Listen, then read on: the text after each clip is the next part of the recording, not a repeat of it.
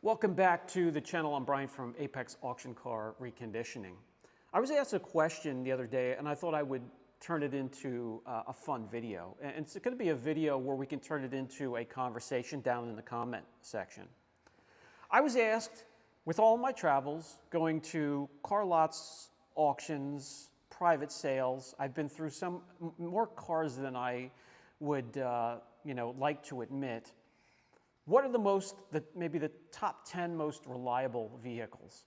I'm going to give you my top 5 and maybe a bonus or two of vehicles that I have come across in these auctions and lots and private sales that are able to compile a ton of mileage on them and are still going strong. They're still healthy. They survive and even survive when they are neglected. Now, this is going to be my view. My view may be different than a mechanic's view or the view of someone that works in a body shop or sells vehicles. This is going to be my view, so this is where we can start that conversation down in the comment section. I would like your top 5 most reliable vehicles to buy for around $5,000, $6,000, $7,000. So this is going to be for way under 10 grand. These are going to be vehicles that all shops should be able to work on every car on my list, from the small backyard shop to the medium-sized 5 or 6 bay shop to the large dealership and large shops. And if a shop would turn any of these cars away that wouldn't want to work on them, I probably wouldn't want to go there anyway, because these are all vehicles that are very, very familiar, very easy to work on. You can work on them yourselves as well. So there are a few things to look for, though, however, besides the mileage and some other things. Let me give you some hints as to what to look for before we get into the list. First of all, when you're going either to a salvage yard, an auction, or a car lot, or a private sale, you want to get under there, bring a small flashlight, and look for rust. That's the first thing you want to look for. Rust is an issue that will cause it to fail inspection. You're going to have issues with overall ride and structurally sound and strong vehicles.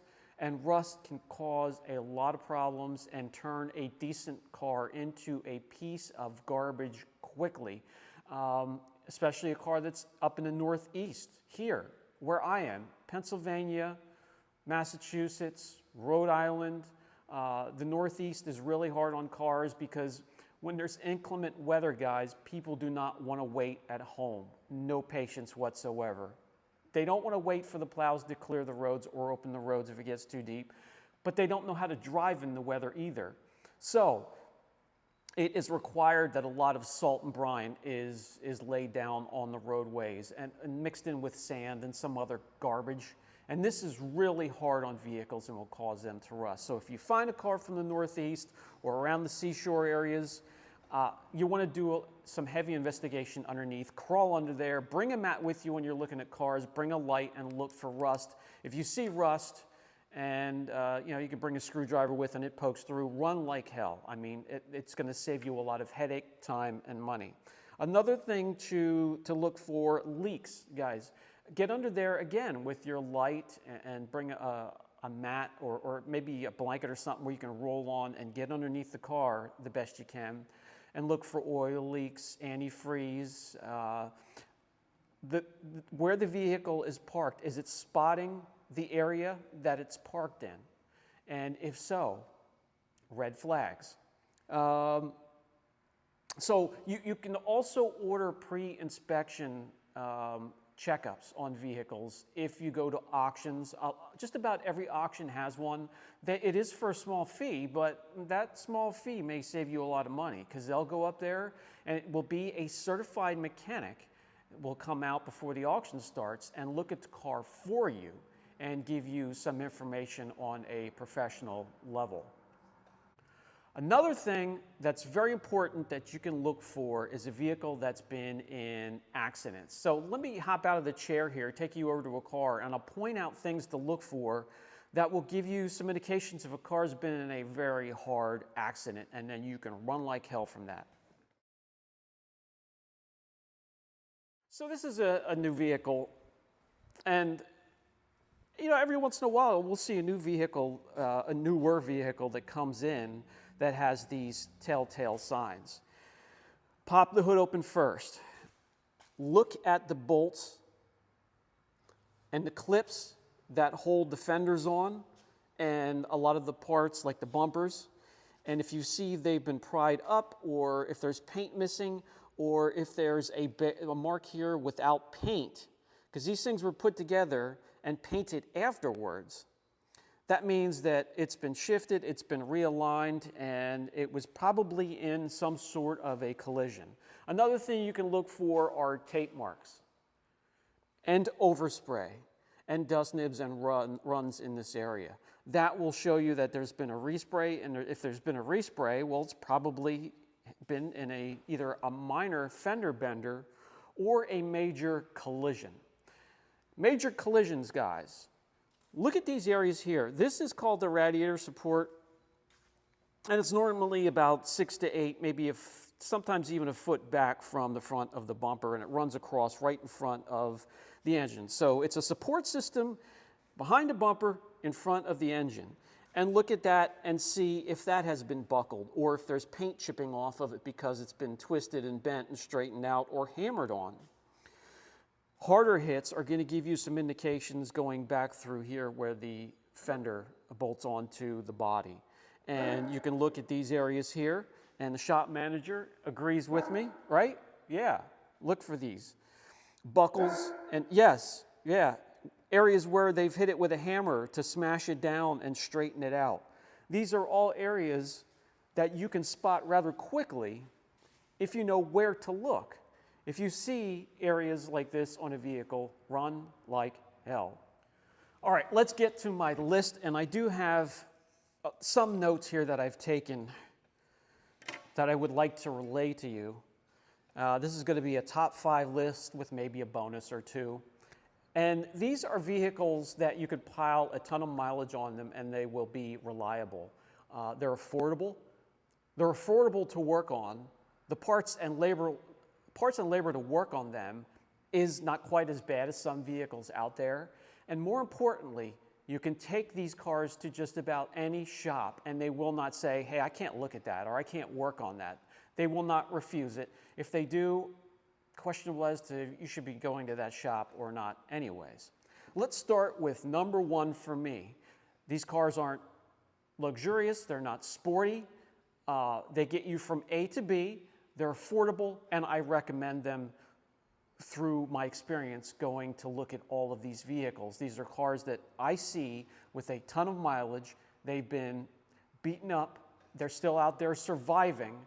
They may not have been maintained and they're still surviving. So you can imagine how many miles you could put on them if they were just maintained. Let's get started. Number 1 is going to be an 08 on average, but this runs from 06 to 2012 Toyota Camry. The Toyota Camry, you get about 35 miles per gallon. Super, super reliable. If you maintain them, guys, you should be able to put 400,000 miles on them easily. That's the range, that's the high-end range that I see them on lots, auction sites, private sales. It's on the higher end, but you can easily hit that type of mileage. Not hard to work on. If you can't work on them yourself, you should easily find somebody that will take your vehicle in and work on it for a decent price, and you shouldn't have to wait unless there's a problem, with shipping, a long time for parts because these parts are readily available. So the Toyota Camry 08 on average is the one I see that is an excellent value. You can get them for $5,000 to $7,000. The Toyota Camry, especially the 08, came standard with the 2.4 liter 4-cylinder engine. Somewhere around 158 horsepower. That was available, and so was the 3.5 liter V6 that had 268, 270 horsepower. There was also a hybrid powertrain as well. The Camry featured the McPherson strut front suspension, was a dual-link rear suspension, both McPherson struts and dual-link components, respectively, gave the Toyota a nice, smooth ride. Number two, and again, these are vehicles that I come across in auctions and car lots and private sales that are almost bulletproof if they're maintained. They put up with a lot of abuse. They put up with the abuse of not being maintained, and you can put a lot of miles on them. Number two for me is going to be the, again, 08, 09, 2010 Ford Crown Vic. Hey, these cars were used as police cars for the longest time. And you can get 300,000 miles on them, I see, at auctions easily, and they are still strong, quiet, no knocks, no taps, no misses, purring like a kitten. Their engine and trans are bulletproof on these. Some I've seen with 400,000 miles on them. Yeah, police cruisers. This also includes the, so it's the Crown Vic, the Lincoln Continental, and the Marquis, I think it is. There's 3 or 4 different models that have that running gear in them that will last forever if you maintain them. Change the oil. Keep up with the oil change, flush the transmission, flush the antifreeze every once in a while, flush the brake fluid. This is the Panther platform, by the way. You're looking a little less gas mileage than the first one I mentioned. At instead of 35 miles per gallon with the Toyota, you're looking at about 26, 27 miles per gallon with the Crown Vic. It's heavier, it's a bigger vehicle. It's also safer because it's built like a tank for the driver. And again, they run forever if they're maintained. The Ford Crown Victoria, or Panther platform, came standard with a 4.6 liter V8 that produced somewhere around 225 horsepower, offered 250 horsepower for the Police Interceptor models. Well, both of those models featured a rear-wheel drive, 4-speed automatic transmission. It was a comfortable sedan body style, probably because of the weight. All right, let's hop to number 3. The third car on the list is going to be 07 to an 11 Honda Accord. I've seen 400,000 miles on some of these at auctions and lots and through private sales regularly, and it doesn't surprise me. Some of these are beat up, some of these have not been maintained, and they are still out there kicking butt. They're still out there taking people from A to B. Not exciting cars. These first 3 cars aren't the most exciting cars, most fabulous to look at. They're not the most luxurious, they're not the most sporty vehicles out there, but they will get you from A to B. Another one, you can get $5,000, $6,000, $7,000. You can get a really good, solid vehicle for that money. You can get these in the 4 cylinders or the V6. Either one are great, and any mechanic should be able to work on this, and plenty of room in there and simple enough to work on them yourselves. The parts are achievable. You should be able to order them and get them quickly. They're available, and they're available for a decent price. You're looking at about, well, this is going to have better gas mileage than the Crown Vic. It's a little bit lighter of a vehicle. You're probably looking at about 30 miles per gallon. If a shop refuses to work on a Honda Accord, run like hell.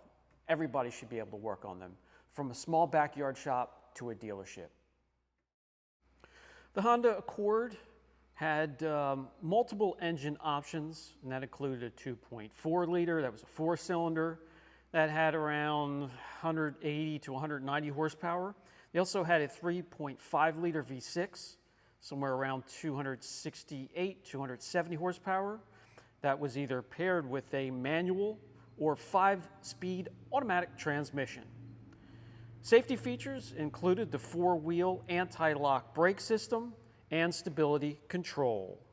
All right, that was the top three. That was the podium for me. Let's go to number 4 on my list. That's going to be the '09 to 10, 11, even up to the 2012 and 2013 Subaru Outback. Again, not a crazy, exciting, blistering car, but they just last forever. They're all-wheel drive. And the '08 and above was after the era that had all of the head gasket problems. So if you go '09 to 13, you're going to be perfectly safe with that. You're looking at about, this is probably going to be at the top of this list when it comes to gas mileage at 35 miles per gallon. You can get one in excellent shape for $5,000, $6,000, $7,000, $8,000. So again, under 10 grand. I've seen these things, oh my gosh, 400, 450, 500,000 miles on them at auction, and they're still sitting on the lot waiting for the next owners. That's what's great about these cars. These are cars that I see with this type of mileage, and they've been driven to the lot to sit there and wait for their next owner to enjoy and put a whole crap load of other mileage on them.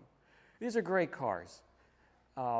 Not exciting, again, nothing that's going to turn heads when you're going down the road, but these are all vehicles that will get you from A to B. The Subaru Outback was available with a 2.5 liter, 170 horsepower, 4-cylinder engine, or a larger 3.6 liter, 256 horsepower, 6-cylinder engine.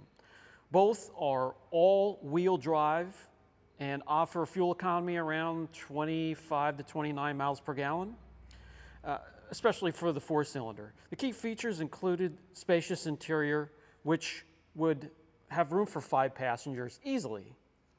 Let's go to number 5 on my list, and this one's very interesting, and I'd love to hear your opinions on it as well. Number 5 to me is going to be the 2011 to 2015 Dodge Charger. So this is probably the more sporty of the group so far, and you can get them to look decent. But these things I find in a lot of your lower income neighborhoods. And it's the most pleasant way I can describe the setting that I find these cars in. Facts are facts. It's just where I see this vehicle, and they are beat to hell. But guys, they are still going. They are still getting that owner from A to B, to the store and back. I mean, these things are beat up front bumper, rear bumper, side. I see the spares on one corner of the vehicle. I see the little donut on the other vehicle, windows cracked, smoking, things rattling as they're going by me, but they are still going. And I can tell you, on the lots of the auctions and car lots and private sales, I see some of these with, now you're not going to be looking at 400, 500,000 miles. I see them, though, religiously with 200, 300,000 miles on them, and they haven't even been maintained, but they're sitting there waiting for their next owner. So imagine if you maintain these things and take care of them. A lot of the Chargers are beat to hell, and that's just the way it is. A lot of the kids get a hold of them, and they beat them to hell, and they're not maintained, they're not taken care of. So if you maintain them and treat them, treat them like something that you want it to last, they actually will. And I see a lot of these at auctions. These also have been cruisers for some townships through the police and are built tough. It's a more heavy vehicle. It's going to be safe if you get hit in it. Now, the gas mileage isn't going to be quite as good. You're looking at probably 25, 26 miles per gallon. They are rugged. They are very rugged. This is another vehicle where any shop you stop into, whether it's a one-bay shop that's normally a tire shop or a 15-bay dealership, they should be able to work on them. If they turn you away and say they can't work on them, I wouldn't want to take my car there anyway. Yeah, you're looking at about 300,000 tops on those, but another car I highly recommend you can get for 5, 6, 7,000, and it's a pretty decent vehicle. The Dodge Charger, a full-size sedan, by the way, is available with the 3.6-liter V6 at around 292 horsepower, or the larger, more popular 5.7-liter Hemi V8, 370 horsepower. Rear wheel or all-wheel drive options, a choice of 5-speed or 8-speed automatic transmission, redesigned with a curvier exterior from the previous models. Ample space, 15.4 cubic feet of trunk space, which was on the smaller size for its class. And the trims also came with an SRT8, and that was a 6.4-liter V8. I have a bonus for you, and it may surprise you. But these are cars, again, that I see at the auctions. And so this one, we're not talking about 300,000-400,000 miles either. But on a regular basis, I see them at 200,000, 250,000. And you can get them in V8, you can get them in V6, you can get them in smaller engines. And they take a beating, and they will get beat. And they're still sitting on the auction lots waiting for a new buyer at 200,000 miles on them, and they haven't been taken care of. So you can imagine if you maintain them, you get one with relatively low mileage, guys, and you maintain it through that period and just do some of your small regular repairs. The 2007 to 2014 Ford Mustang I see on the auction lots take a beating, and they just keep on ticking. Any shop should be able to work on a Ford Mustang, period. We don't even need to discuss this anymore. It doesn't matter what size it is. You should be able to work on it yourself, really. The parts are readily available and cheap. These things are beat to hell. You can see them sometimes heavily customized, and those I stay away from. And they're sporty. A sporty, fun vehicle that you can put a ton of mileage on and will take a lot of abuse if they're maintained. The Ford Mustang of that time had the 4.0-liter V6, 210 horsepower, the 4.6-liter V8, 315 horsepower. Both offered either the standard 5-speed manual or the optional 5-speed automatic transmission. Rear-wheel drive, 107-inch wheelbase, McPherson strut, front suspension, 16-gallon fuel tank, and there were also, don't forget, the GT models, which were a performance model, and they had enhancements like the 4.6-liter 3-valve V8 engine. All right, guys, that is my top 5 with a bonus, and I know it's not the complete list, so what I would like you to do is add more down in the comment section to that list and give me your top 5. This is, as long as we're keeping the discussion friendly, this is going to be a fun video and fun conversation. But again, this is my view, what I see when I am going to these lots and auction yards for the purpose of what I buy. High mileage cars, you could put a ton of mileage on them, just maintain them. They'll get you from A to B. They may not be the sexiest things on the lot, but they are cars that I would steer to if I was looking for something reliable for a son, a daughter, a family member, or myself. This has been Brian from Apex Auction Car Reconditioning. I'll catch you in the next video.